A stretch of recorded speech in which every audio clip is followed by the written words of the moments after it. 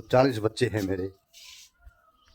मेरे विचारों से, मेरे शब्दों से अगर किसी को अफ़सोस या किसी को तकलीफ़ होती है, तो मैं पहले क्षमा माँग लेता हूँ, क्योंकि मेरा उद्देश्य किसी का दिल दुखाने का या किसी का अपमान करने का नहीं है। तो फ्रेंड्स, 3, 2, 1.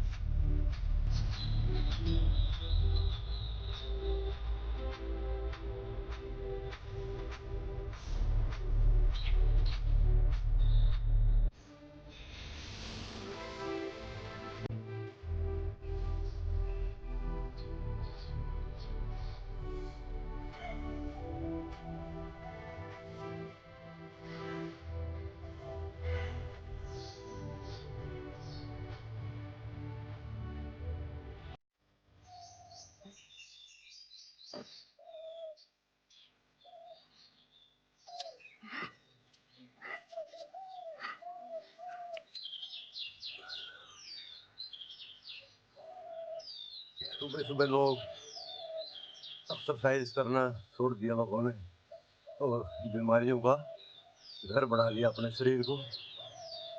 तो हमने 60 साल की उम्र में भी शरीर को मस्त रखा है, सिर्फ एक्सरसाइज की वजह से।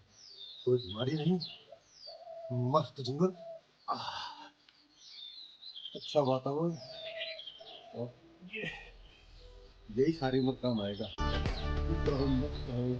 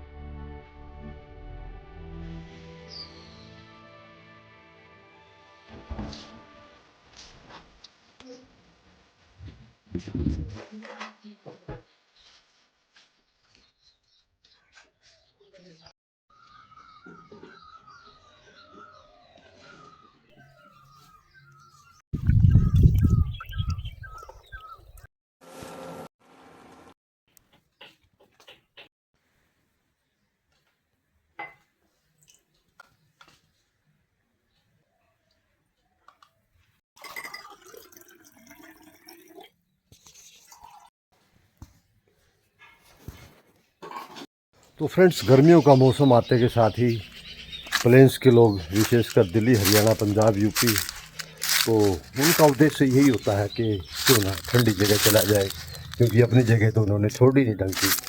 अपनी जगह को तो बर्बाद कर दिया, पेड़ पौधे काट दिए। ठंड कहाँ से होगी भाई? यहाँ ठंड को कूलर थोड़ा चल रहे हैं पहाड़ में, कूलर नहीं चल रहे हैं यहाँ पे। यहाँ पे पेड़ इतने हैं, पेड़ इतने, पेड़ पौधे तो काट के खेत, पड़ोसी का भी नहीं छोड़ा, कहीं इसकी छाया मेरे खेत बना पड़ जाए। तो लोगों की सोच बन गई है। तो ठंडा कहाँ से होगा? ठंडा तो भाई पेड़ पौधे लगाने से होगा। आप पेड़ पौधे लगाइए। आप जितने पेड़ पौधे यहाँ पहाड़ में लगे हुए हैं, अगर उसके आधे भी, यानी कि 1 किले पर 1 एकड़ पे अगर 4-5 पेड़ भी लगाते हो, तो वहाँ का क्लाइमेट चेंज हो जाएगा। आपको इतनी दूर आने की ज़रूरत नहीं है। और 4-5 दिन की ठंड ले भी लोगे तो उससे क्या प्रभाव पड़ेगा? प्रभाव पड़ेगा, थोड़ा रिफ़्रेश हो जाओगे। अगर ऐसा ही पूरी ज़िंदगी रिफ़्रेश होना चाहते हो, तो अपने आसपास ज़्यादा से ज़्यादा पेड़ पौधे लगाओ, क्योंकि पेड़ पौधों की ही माया है भाई। इसी से जीवन है, इसी से ऑक्सीजन है। देखो, ऑक्सीजन की बात आ गई। आज तो ऑक्सीजन कोरोना में देखा था ना, सिलेंडरों में मिल रही थी, और दिल्ली में तो है ही नहीं। और सिलेंडरों में भी कोरोना में नहीं मिले थे, काफ़ी लोगों की जान गई थी। तो इन्हीं पेड़ पौधों की दया से ऑक्सीजन है। तो भाई ये पेड़ पौधे आप लगाएं और अपना जीवन और लंबा, और कम से कम हम तो जा रहे हैं इस जहाँ से, आने वाली पीढ़ियों के लिए तो कुछ छोड़ के जाओ। वो कैसे जिएंगे, कैसे सांस लेंगे? जहाँ पेड़ पौधे होंगे, हरियाली होगी, खुशहाली होगी, ठंडा होगा, और कितने तरीके के पक्षियाँ बोलेंगे, जितने यहाँ पक्षियाँ बोलते हैं। और पक्षियों की मधुर आवाज़ जो आज से 50 साल पहले हमारी पृथ्वी पे थे प्लेन्स में, आज वो नहीं है। पेड़ तो है ही नहीं, बल्कि पेड़ तो दिल्ली में भी लोगों ने लगाना सीख लिया। बहुत से लोग दिल्ली में सुबह उठ करके एक एक बोतल पानी ले करके वो लेटरिन करने नहीं जाते हैं, वो उस पेड़ में पानी डालने जाते हैं जो उनके हाथ के द्वारा लगाया गया है। तो लोगों ने काफ़ी पेड़ लगाना शुरू कर दिया है, तो आप भी लगाओ ना। और मैंने पहाड़ में आकर के भी इनकी कीमत जाना है, और मैंने भी यहाँ पे इतने पेड़ लगाए हैं, देखिए ना। लेकिन मेरे यहाँ ज़्यादातर पेड़ फ्रूट के हैं, सेब के हैं, जो आजकल फ्लावरिंग आ रखी, देखिए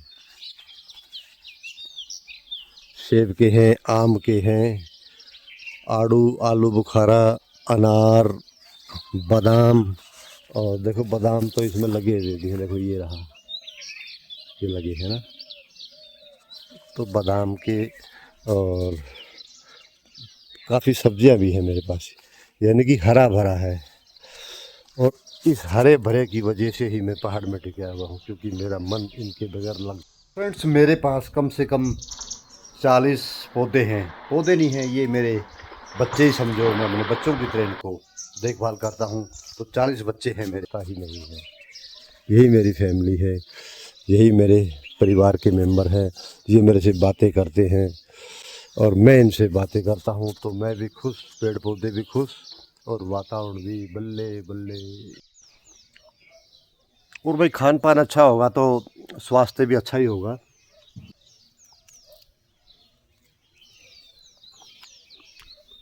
नहीं तो थैलियों में दूध की तरह पैक हो जाओगे।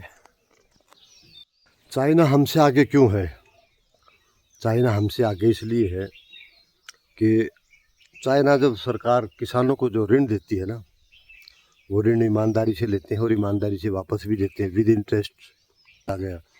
और हम क्या करते हैं, सरकार ने लोन दे दिया, खाएंगे पिएंगे 2-4 साल मस्त रहेंगे, और खा पी करके जब लोन देने की वापस करने की बारी आती है तो हम सरकार को ही बदल देते हैं।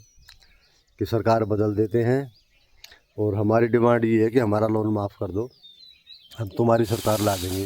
तो वो नहीं देखते देश का इसके ऊपर क्या प्रभाव पड़ेगा, तो हम अपना फ़ायदे के लिए सरकारें बदल देते हैं। यही तो हमारा कल्चर ख़राब है, जो देश को पीछे ले जा रहा है।